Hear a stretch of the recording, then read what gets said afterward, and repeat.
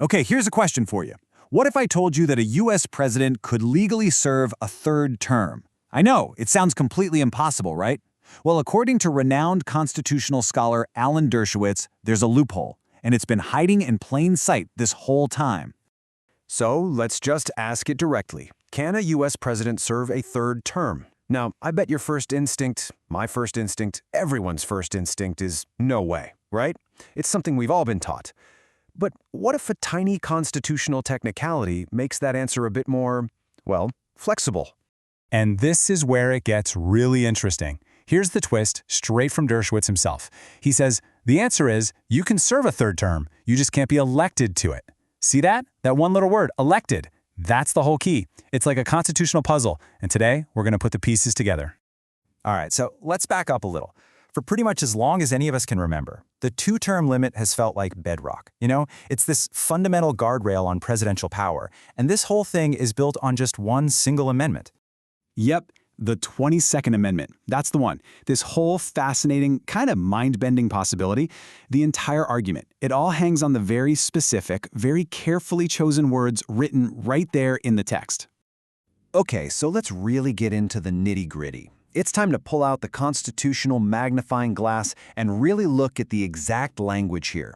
Because according to this argument, these words turn what we all thought was a solid brick wall into a door with a hidden key. And here it is. The key is all in the precision of the language. The amendment says you can't be elected to the office more than twice. But notice what it doesn't say. It doesn't say you can't serve as president. Now, Dershowitz argues that this wasn't an accident. The framers deliberately made that distinction. That one-word difference, that's the entire loophole. Okay, so this might sound like a theoretical debate for a law school exam, but how could this actually happen in the real world? What's the practical scenario that could put a former two-term president back in the Oval Office? Well, here's how it could work. Just imagine, a former, very popular two-term president is appointed vice president. Then, if the sitting president leaves office for any reason at all, that vice president, our former president, ascends to the presidency. See? They'd be serving the term, not being elected to it. It perfectly sidesteps the 22nd Amendment's specific text. It's kind of wild, right? Now, this strict, almost hyper-literal way of reading the Constitution isn't just a one-trick pony. The same exact interpretive lens gets applied to another massive area of presidential power, the authority to go to war. Think about it. Since World War II, the U.S. has been involved in some huge long-term conflicts. Korea, Vietnam, Afghanistan, and yet none of them had a formal declaration of war from Congress.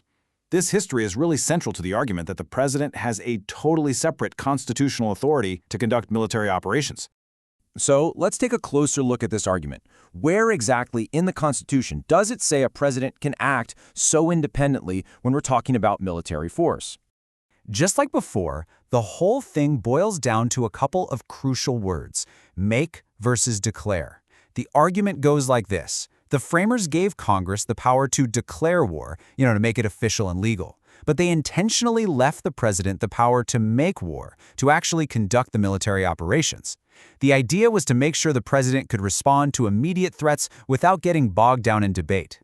Now, if you accept that interpretation, it has a huge implication. It means that the War Powers Act of 1973, which was specifically designed to limit the president's power to wage war, is, from this perspective, completely unconstitutional. The argument is that Congress can't just pass a law to take away a power the Constitution specifically gives to the executive branch. So as you can see, in this view, the president really runs the show when it comes to war. Strategy, tactics, peace talks, it's all under their direct control. So you might be asking, where does that leave Congress? Well, they hold the ultimate check, the power of the purse. So while Congress can't dictate military strategy or micromanage decisions on the battlefield, they are far from powerless. They have these really crucial roles of oversight and, most importantly, funding. They can hold hearings, they can ask tough questions, and they can turn off the money spigot. And that, right there, is their ultimate constitutional check on a president's power to make war. Okay, so when you put these two arguments together, the one on term limits and the one on more powers, a really clear and powerful vision of the presidency starts to emerge. And it's a vision that fundamentally challenges how many of us think about the balance of power. The common thread connecting all of this is a belief in a very strong, very decisive president. It's a philosophy that's totally rooted in a strict, literal reading of the Constitution's text, arguing that the framers actually intended for the executive to have these incredible, far-reaching powers. And really, this brings us to the biggest question of all. Whether you agree with this interpretation or not, it forces us all to grapple with a really fundamental issue.